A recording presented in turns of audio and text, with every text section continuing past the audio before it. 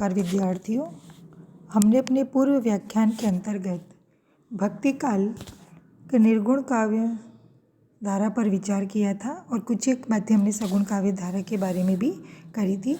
आइए आज हम सगुण काव्य धारा पर विशद चर्चा करते हैं। सगुण काव्य धारा का अर्थ मैंने बताया था कि जहाँ ईश्वर के सगुण साकार रूप की आराधना की जाती है उसे सगुण काव्य धारा कहते हैं।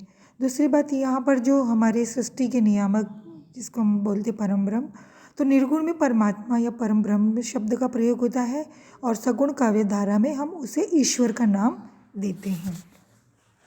मध्यकालीन सगुण भक्त कवियों का उपास्य सगुण भगवान है जो सृष्टा, पालक और संहारक है। अभी मैंने जो आपको बात बताई वही वाली बात है। भक्त कवियों का ध्यान भगवान के इन तीन रूपों में उनके पालक रूप पर केंद्रित हुआ है, क्योंकि पालन के साथ साथ धार्मिक भावना संबद्ध है। अवतारवाद सगुण उपासना का एक प्रमुख अंग रहा है। अवतारवाद जैसे विष्णु के अवतार राम, कृष्ण वगैरह, उसी तरह क्योंकि सगुण भक्त कवियों का विश्वास रहा है कि असीम ब्रह्म अपनी इच्छा से लीला के लिए अवतार धारण करते हैं। सगुण काव्य में लीलावाद का भी अत्यंत महत्व है। तुलसी के राम और सुर के कृष्ण दोनों लीलाकारी यदि रावण का संहार करने के लिए लीला करते हैं तो कृष्ण लीला रमण और आनंद से प्रेम से युक्त है। सगुण साधना में रूप की उपासना का विशिष्ट स्थान है। यद्यपि तुलसी के राम शील, भक्ति और सौंदर्य के समन्वय है, फिर भी वे अपनी छवि से त्रिभुवन को मोहने वाले हैं। कृष्ण भी रसराज श्रृंगार के अधिष्ठाता देवता होने के कारण सौंदर्य की अतुल राशि है। सगुण भक्त इन दोनों की सौंदर्य मूर्ति की उपासना करते हैं। सगुण भक्त कवियों ने शंकराचार्य के अद्वैतवाद का विरोध किया, जो भक्ति की परम सत्य नहीं मानता। रामानुज विशिष्टाद्वैतवादी थे और परमात्मा को अंशी तथा जीव को उसका अंश मानते थे। मध्वाचार्य ने ब्रह्म को स्वतंत्र और जीव को परतंत्र कहा है। वल्लभ के पुष्टि संप्रदाय में शंकर के मोक्ष के समान लयात्मक सायुज्य की स्वीकृति तो है, किंतु भक्त उपासना द्वारा भगवान से मिलता है। सगुण भक्ति के क्षेत्र में भी जाति पाति का भेद स्वीकार नहीं किया गया, यद्यपि कर्म क्षेत्र में वर्णाश्रम व्यवस्था पर बल दिया गया। इसी प्रकार निर्गुण संतों के समान सगुण भक्तों ने गुरु की महिमा गाई है, उसे ब्रह्म का प्रतिनिधि कहा है।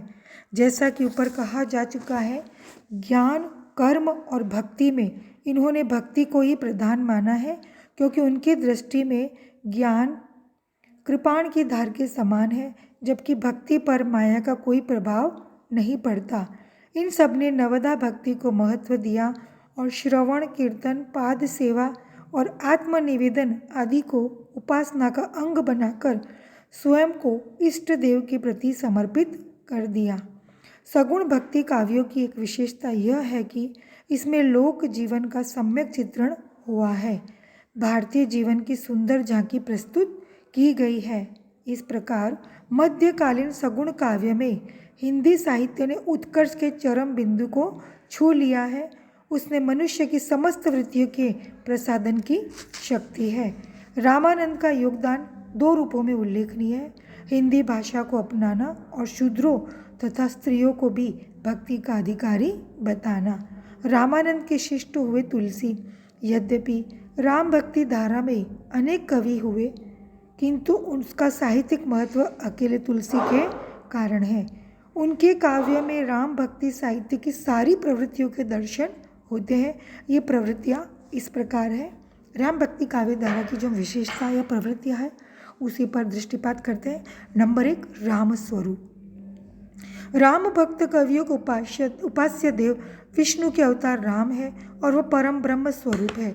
धर्म के उद्धार के लिए जन्म लेते हैं। इन काव्यों के राम शील, शक्ति और सौंदर्य की मूर्ति है। मर्यादा पुरुषोत्तम धर्म के प्रतिष्ठापक है और उनका लोक रक्षक का रूप प्रदान है। समन्वय भावना। राम काव्य की दृष्टि अत्यंत व्यापक और उदार है। उसमें समन्वय को विराट भावना विद्यमान है। एक और राम भक्त कवि ज्ञान, कर्म और भक्ति के बीच समन्वय स्थापित करते हैं, सगुण और निर्गुण के एकरूपता बताते हैं, तो दूसरी ओर राम के साथ अन्य देवताओं की स्तुति भी करते हैं। तीसरी जो विशेषता है वो लोक संग्रह की भावना।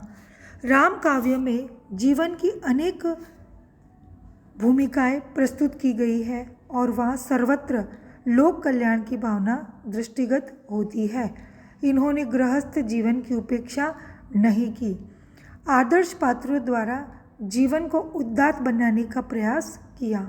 राम आदर्श पुत्र और राजा, सीता आदर्श पत्नी, कौशल्या आदर्श माता, लक्ष्मण आदर्श भाई, सुग्रीव आदर्श सखा, हनुमान आदर्श सेवक, मर्यादा पुरुषोत्तम राम के जीवन का चरम लक्ष्य ही है आदर्श की प्रतिष्ठा करना।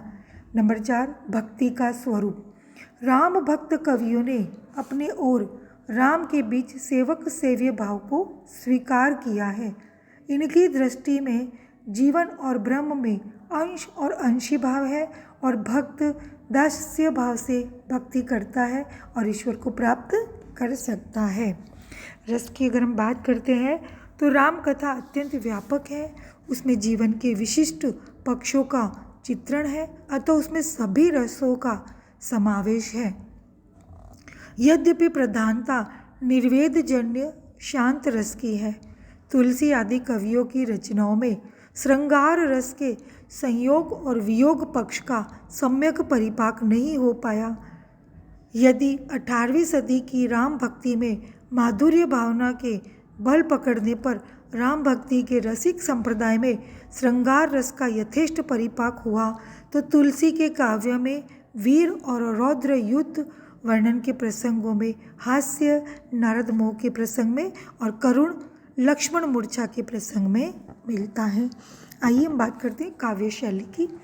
सगुण परंपरा के कवि विद्वान थे, अतः उनका साहित्य शास्त्र से परिचय था। यही कारण है कि उनके काव्य में सभी शैलियों की रचनाएं मिलती है। रामचरितमानस में वीर गाथाओं की प्रबंध शैली, गीतावली में गीति शैली, हनुमान अट्टक में संवाद शैली मिलती है। हजारी प्रसाद द्विवेदी ने तुलसी के इन काव्य रूपों दोहा चौपाई वाले प्रबंध काव्य, कवित्व सवैया, धर्म और नीति के उपदेश के लिए दोहा, लीला के पद, वीर काव्य के लिए उपयोगी छंद, छप्पय, नाराज आदि और मंगल काव्यों का उल्लेख किया है। इन कवियों ने अलंकारों की भी अवहेलना नहीं की, परंतु उनके अलंकार स्वाभाविक है।